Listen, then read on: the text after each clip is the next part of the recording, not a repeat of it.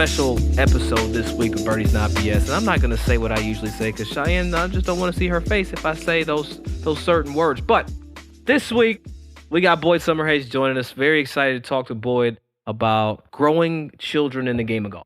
A question that we've gotten a lot from our listeners, something that we've experienced as junior golfers. Doug, you have little Renzi on his way up. I know. Something we've all experienced. We're all going to be going through.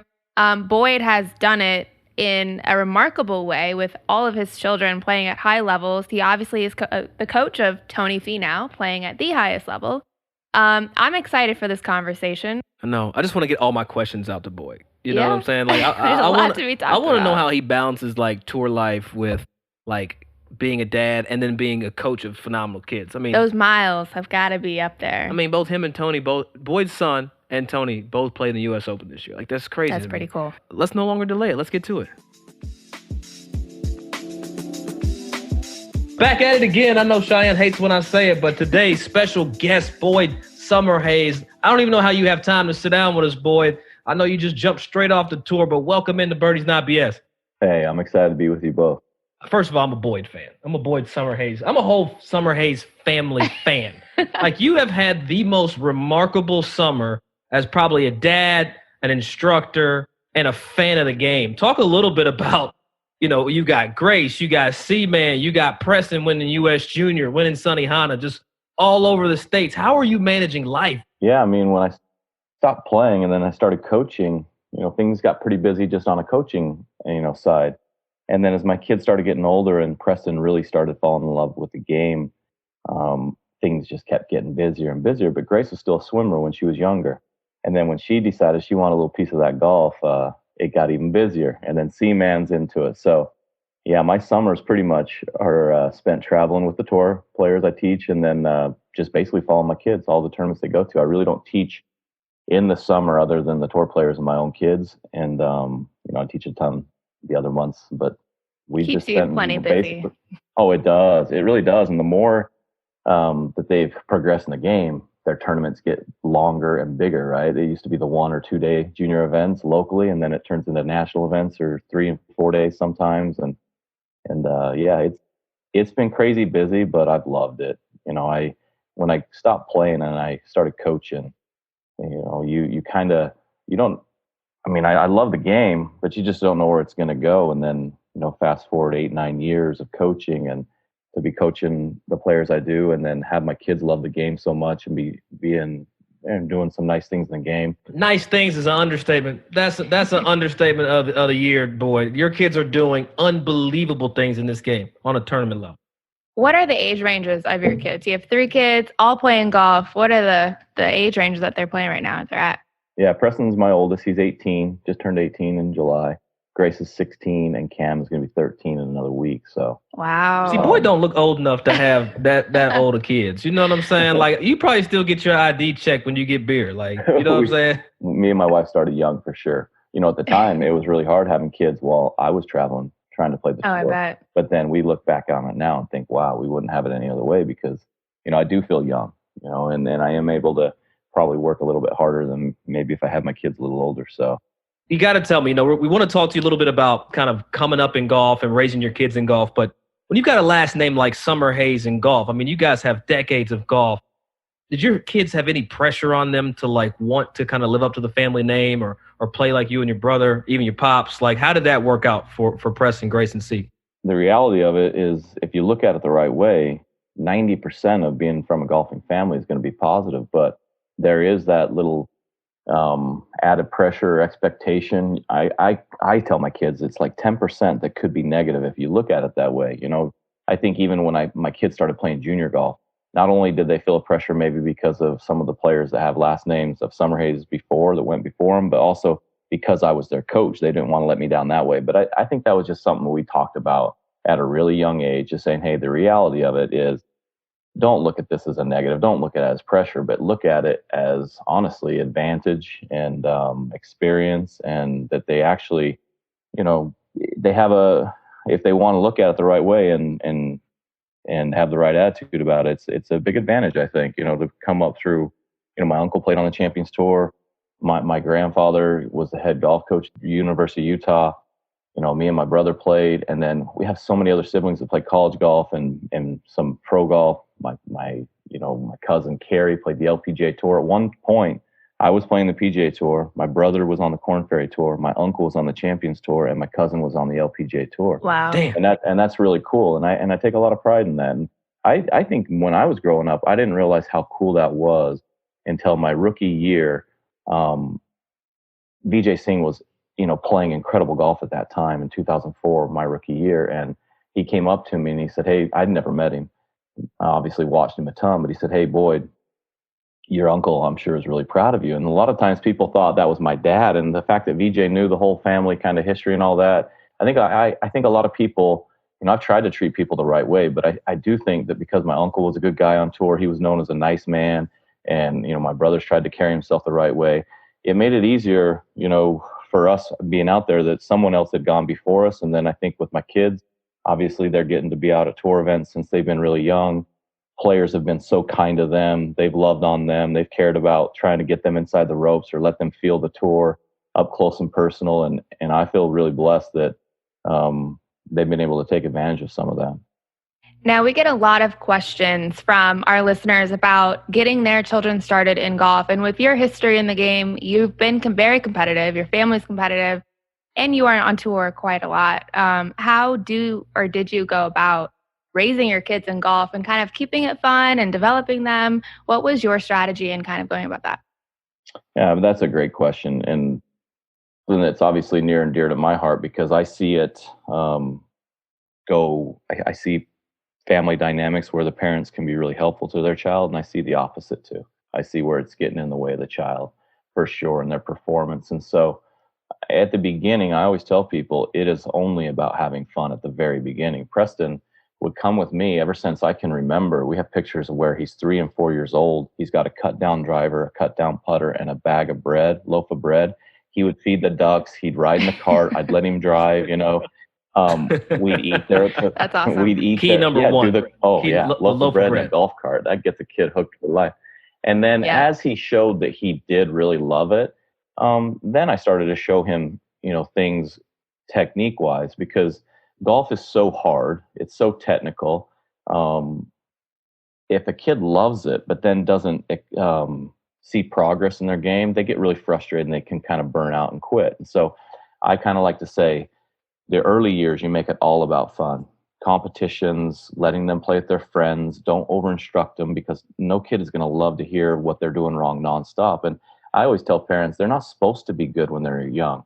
Grace wasn't good until she was 13, 14 years old. She was terrible, and she was supposed to be terrible when she was 8, 9, 10, 11, and 12, Dad right? can say that, right? Yeah. You know what I'm saying? It's real. Like it didn't bother me when I saw her hit it in the weeds and the trees or made a bad decision, what would be viewed as a bad decision in a tournament. It was like, no, that's just how it's supposed to be. And so even though I was their coach, I was always really careful to not be overcritical. I think, at the beginning, I would say good swing, good shot. Good swing if Preston would whiff it or Grace would whiff it.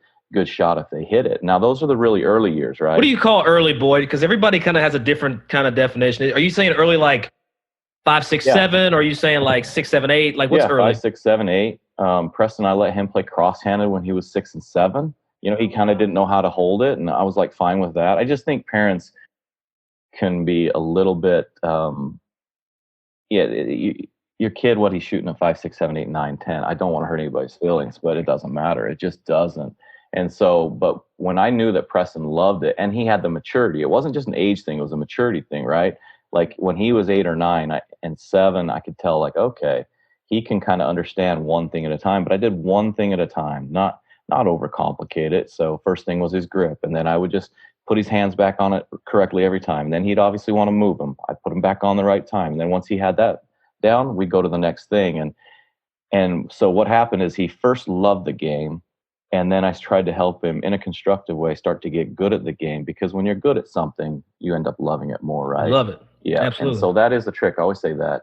Make it really fun in the beginning. Make sure they 100% are doing it for themselves, because if they're doing it for themselves, then they're going to want to listen and learn. Once you know that they have a passion for it and that they're doing it for themselves, then they're actually going to be more willing to learn. And so in my case, I was a coach for a living, so I became their coach.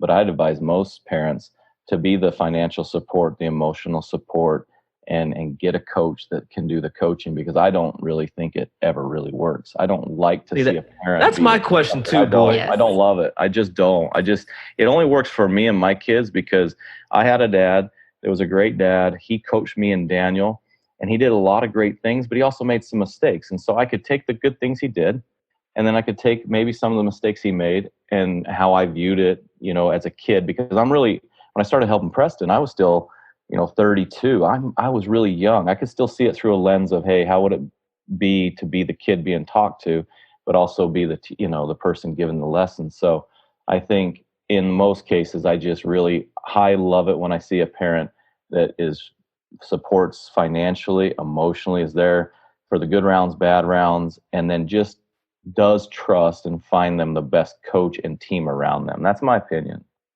You say team, Boyd. Who is a golf team, and when is it too young? When is the right time to kind of put a team around a player? That might be a really advanced question, actually. No, that's a good question. That's not at all. The way I look at it is Preston's 18 now. He's eventually probably going to have the opportunity to play professional golf. Grace, the same thing. Seaman's still too young. We just don't know, and there's no guarantees. But I always think that if it's not amazingly fun in junior golf and in college golf, then pro golf is going to be a real drag, because I just don't want my kids feeling like it's a job, because it eventually will feel like a job. Shan, that, Doug, that when you choose to play for a check, it becomes a little bit different. So Preston and Grace's team, I would consider, so when I look at where they were going to go to college, it was Arizona State in the end for them. That's what they decided, because they were with Ping. That's part of the team a little bit, equipment side, right? I'm their coach.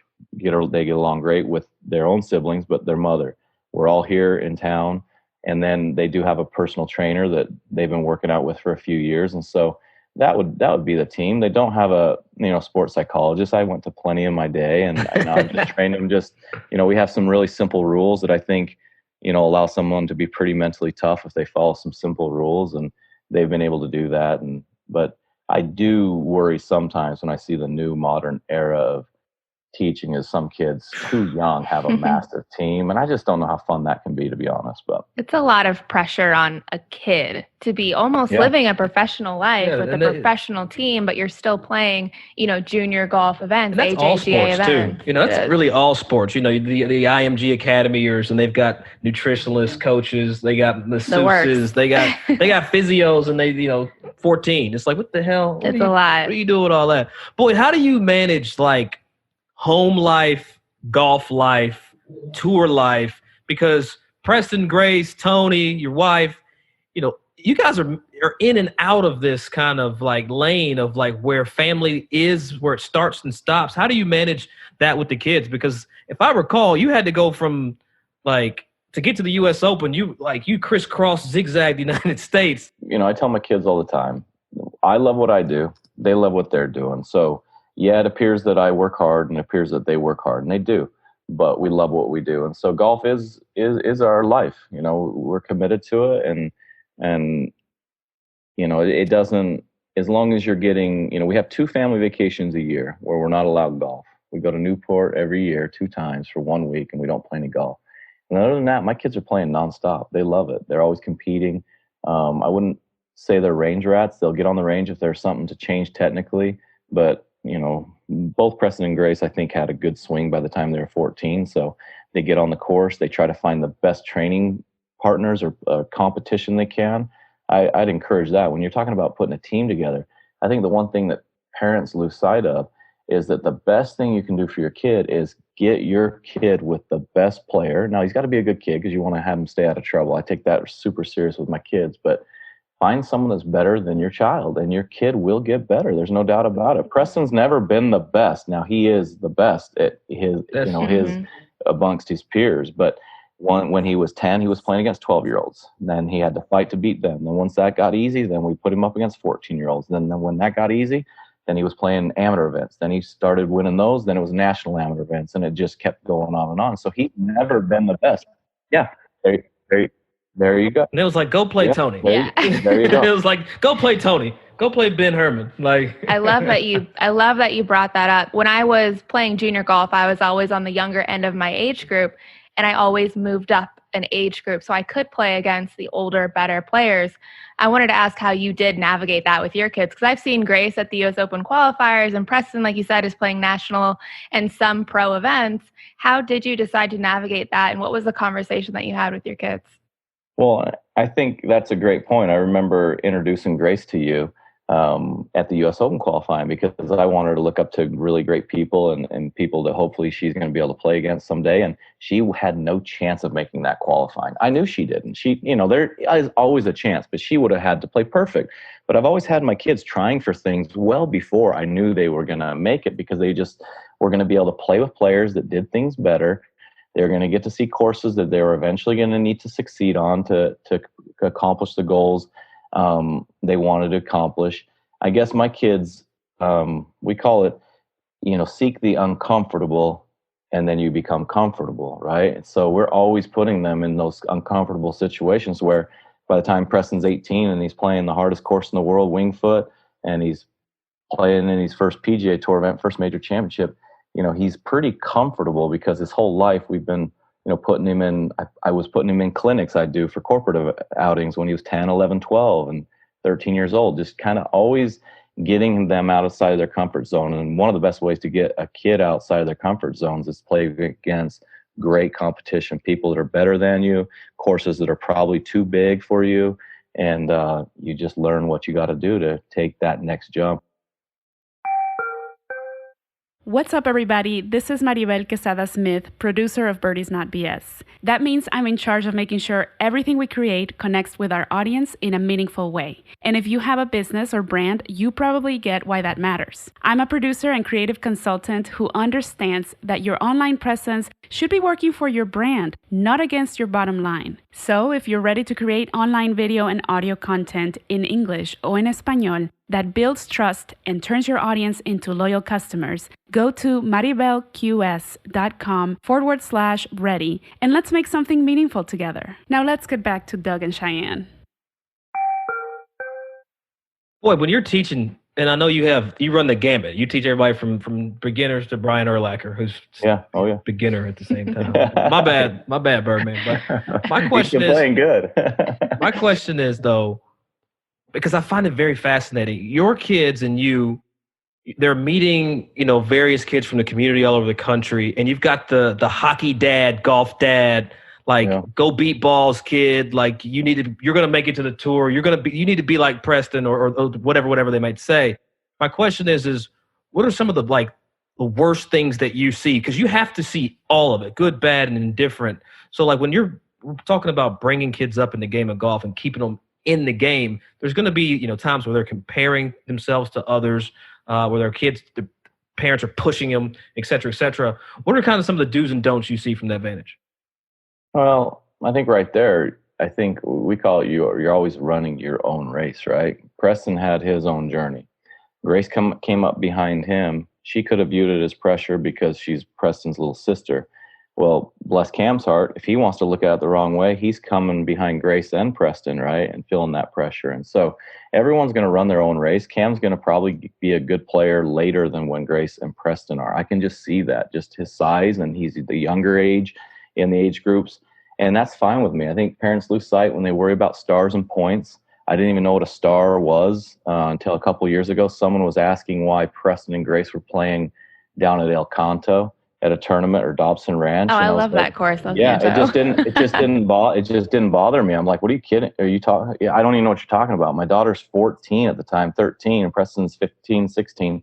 I'm going to have them playing they want to play in everything. It doesn't even matter. It's just competition. So I think parents, believe it or not, care.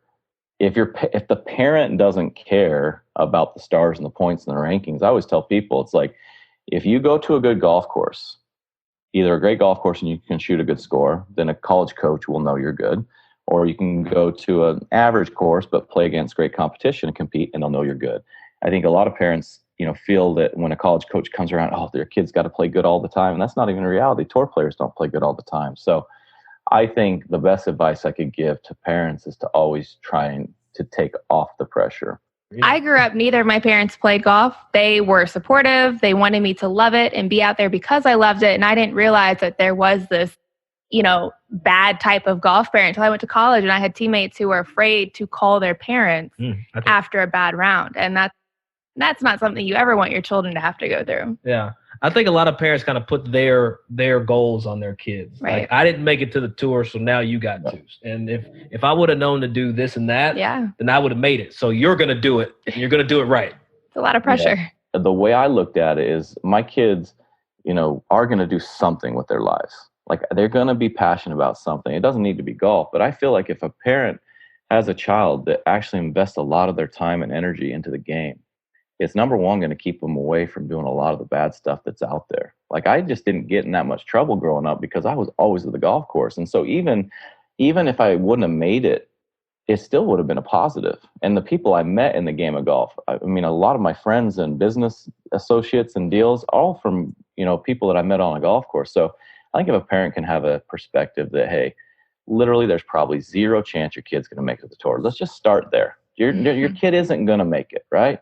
Even Preston and Grace, like, they know they're still up against it. Now, they've done some great things to improve their odds, but still, there still has to be a lot that happens to make it.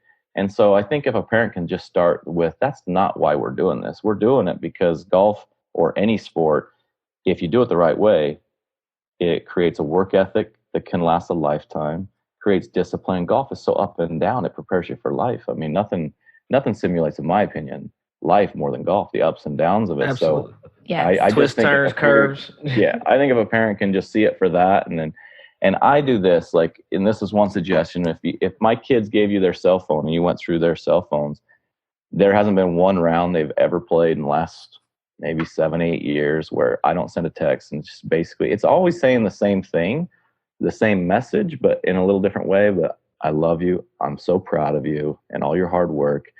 Go play free. Go play free, Wow. And, just no matter what happens, I'm proud of you. If you get that out before they even tee it up, it's the best gift you can give to your kid. Because I know that I tended to over try. I put too much pressure on myself. I was a hard worker. I was competitive. I wanted it, and I got my own way. And when you watch my kids play, I would like to think that they play a whole lot more free than I did when I played. Well, I'll say this, Boyd. I hope your kids play free. But from a monetary standpoint, I know that shit ain't free. Yeah, for sure. Luckily, you've been in a position to be able to have some financial means to support, you got 3 kids playing tournament golf. I mean, it's expensive as hell, first of all, to do this. What is your advice to parents? Because there's kind of a sticker shock when you realize, oh, shit, I'm going to spend it's crazy. 5-6 G's, 7-8 G's. Yes. And then if you're playing big time amateur golf, Walker Cuppers, you got it's a huge commitment. You got a tour player at home. So talk a little bit about what parents need to prepare for as it relates to playing tournament golf for their kids and preparing for that sticker shock. Well, I think you guys hit it on the head. Golf, unfortunately, it does cost so much money. And that goes along with what I said already. Like, I already tell my kids, they already know how many hours I miss of teaching to teach them. I always tell them, hey, you know what I could be making, but I want to be doing that, right? And you guys know how expensive these tournaments are, but that's my choice. That's my job as a parent to do that. And so it is a massive financial commitment. But my advice to the parents is to never, and because I hear this happen all the time, is that because it is so expensive and it is a big sacrifice to a family, that can end up being pressure to a kid, right? Is like they feel like their parents remind them of how much it is. Like, my kids just instinctively know it's a lot of money, but they don't owe me anything. That's my job as a parent, to give them a chance to chase their gifts and dreams, right? And so, but it is expensive. But I will say this, Grace. So Preston, until last year, had only played 2 AJGA events. I didn't play a lot of AJGA events until I was 16, 17 years old. And I don't think it was only because of the money for my parents, but it was that my dad felt like he could find us good enough competition at home until that age. And so I think it may relieve some of the stress of some parents' worries that they don't have to travel nationally. If you aren't the big dog around town, you don't need to go anywhere. And so that'll save you some money too. Like the smartest thing I've heard. Yes. I never thought about it like that. Because you hear what I mean. Because the coaches want you to play that. I remember going through the recruiting process, and the coaches were telling me, we want to see your finishes in these national events. We've seen what you do at local, Doug. We need to see your national finishes. And I was like, motherfucker, I can't go to national events. You want me to go to AJGF from Kentucky, man? Like that, everything was far. Yes. Well, and I kind of agree with that. Even though, I did have the means even 5-6 years ago to have them travel nationally, I was just like, it didn't make sense to my brain. I didn't want to spend that when I knew that they had everything they could handle right here in their backyard, and if you are the best 1 or 2 players in your local junior golf association, you're playing D1 golf. A lot of times it's the top 5 kids. So right. I think that would leave a little burden on parents. The First Tee's a great program. We got the youth on course. They're playing for $5. My kids were playing at Longbow, last year because Longbow was in great shape. They're playing for $5. There are some opportunities, but I think just knowing that you don't need to play a ton of national events for your kids too young, that may leave a little pressure from the parent. So just play locally, play up, play against the best amateurs, play against the best pros locally, and then if that's still not doing it for you and you're so good, well, then you can just start traveling. Yeah. Go to Q school. Yeah, there you go. You're ready. But does that make sense? I mean, I think parents misunderstand. They got to be chasing all those points. Once again. Well, it comes from the coaches too. The coaches sit here and tell them, well, look, I want to see your kid play against the nation's best talent. And it's like, how the hell do you expect kids to go, all over the country? I had 2 parents that worked, you know what I'm saying? So playing the junior tours, I had to get rides. Wasn't no Uber back then. It's not only financial, but it's the time as well that the parents are putting in. It's a huge commitment, driving to golf tournaments, flying to golf tournaments, and taking that time off of work when you are working yourself. So I'm really glad that you're able to make that point because we get that all the time. What were the highlights from your summer this year with all your kids? So Cam, COVID kind of hit him the hardest. I always take him to 2 tour events a summer, just me and him, because that's where at 9 years old, I started taking my kids on the road. I felt like that was old enough to where they could take care of themselves. I'd be doing my thing. They could be outside the ropes and everything would be fine.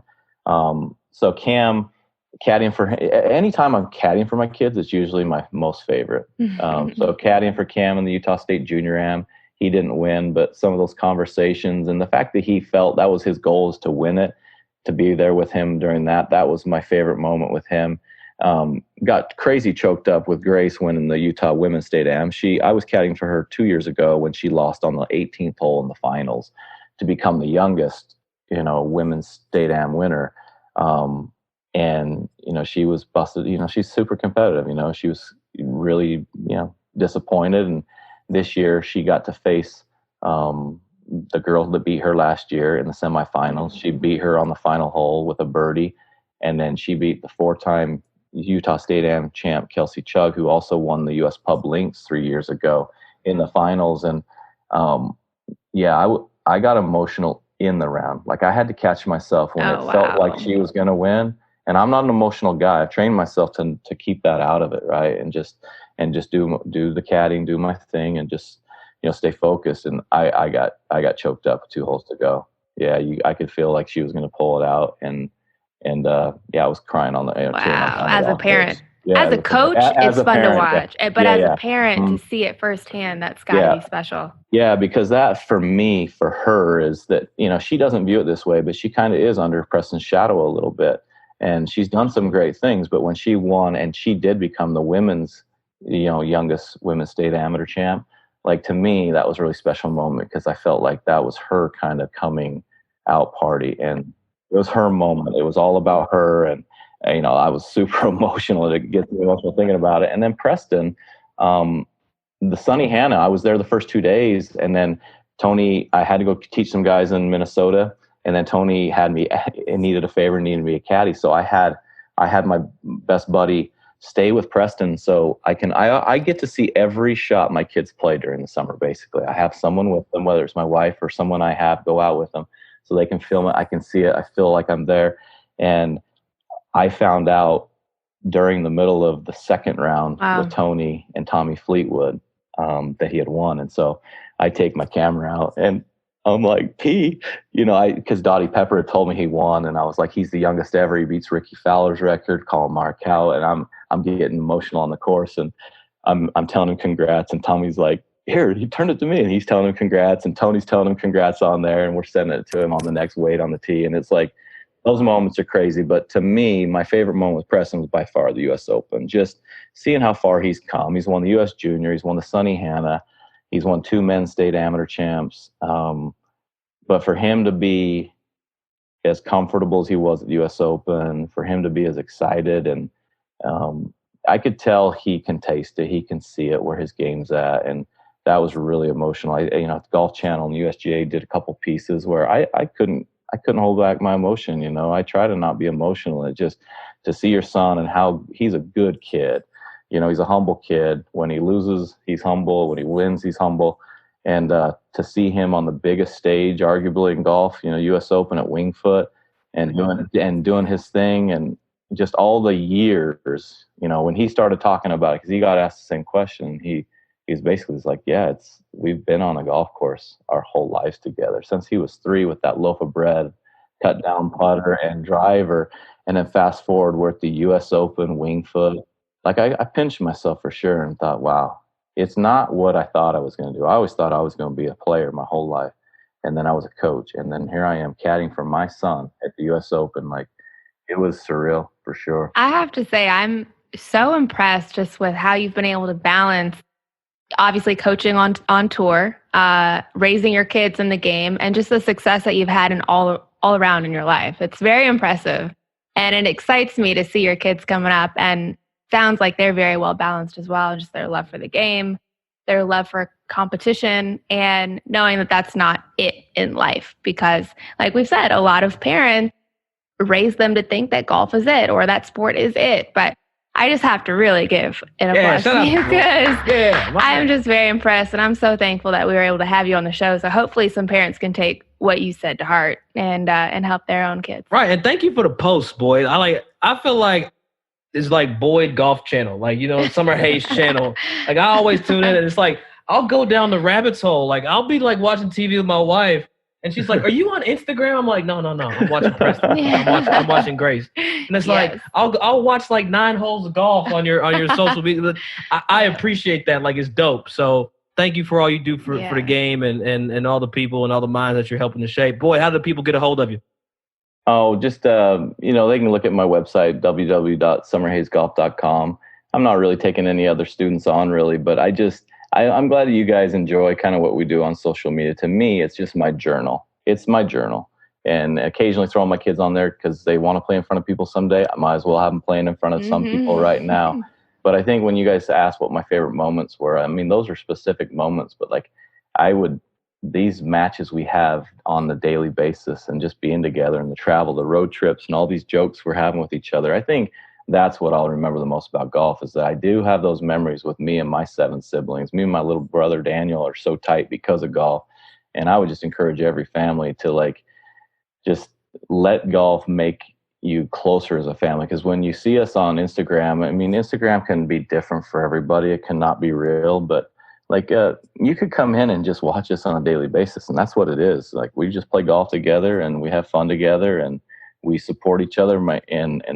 Golf's been an amazing thing for our family. So, parents, don't let it bring you together with your child. And that's a great question to ask. Is this making me closer to my kid, making him, feel like I'm, as a parent closer to them, or is it actually tearing us apart? And if it's tearing you apart with your kid, have an honest discussion with them. I've had to have heart-to-hearts with my kids. I've messed up too. But just be honest with your kids and let them be honest and let golf bring you together. That's it. Awesome. That's some no BS right there. Yeah. Boy, we appreciate having you here, man. Thank you so much for taking the time. I know you're busy. You probably got to catch a flight right now, but thank you so much, and we appreciate you, bud. No, I respect you both. I wanted to come on and chat with you guys. I appreciate it. That was awesome. Thank you. I honestly feel like that was one of the most informational episodes that we have had, to where I know a lot of our listeners can apply it. I know when I have kids one day, I'll apply it because it's hard raising kids in golf or in any sport, really. 3 of them. 3 of them. He's got 3 kids and tour players all playing at a high level and still managing to be a husband. Jeez. And He is Superman. I don't know how he does it. Like, Boyd, wow. One thing I learned from Boyd really is just the attitude that you should have towards your kids and knowing that it's okay to mess up as a parent, but you need to apologize or be vulnerable in front of your kids. That's going to help them be better like human beings. Like, that's dope to me. I think that's a huge life lesson as well. Just, I know in growing up, we've all seen the bad parents of taking it home, taking it in the car ride home. I love that 10-minute rule that he had to where he has that conversation with his kids. And then after that, it's done. It's just being able to set boundaries. You know, I'm sure he has to have that for his own sanity's sake, because his personal life, his marriage, and his job and his passion all kind of weave around golf in some form or fashion. So big shout out to Boyd Summerhays, man. We appreciate you. We're going to look forward to playing with y'all. Matter of fact, we're going to figure out a time to get out there with Boyd, Preston, and Grace, and then see, man, if possible, see if we can play 5. That'd be or fun. 6. However, damn, Boyd, that's right. You got 3, 4 of y'all. You got his own foursome. But big shout out to Boyd Summerhays. Make sure y'all go follow him. He's the most fun to watch when his kids are competing because you get to see every shot. It's the Summerhays Golf Channel. It's amazing. So thanks again, Boyd. Appreciate you guys tuning in as always. Birdie's Not BS. Me and Shy, we love y'all for it. Instagram, Facebook, and Twitter, Birdie's Not BS, as well as birdiesnotbs.com. Appreciate y'all. And Cheyenne, it's nice to have you in studio. Doug, you just killed that. I think that was the first time we've gotten it one time through. I know. I didn't even get to say a word. I know, because usually I forget what I have to say, and then I tag you in hey, what's the other thing that I need to... Oh, you know what? Today's just my day. Boy got me hyped, man. So let's go get to the course now. Let's go. I'm ready.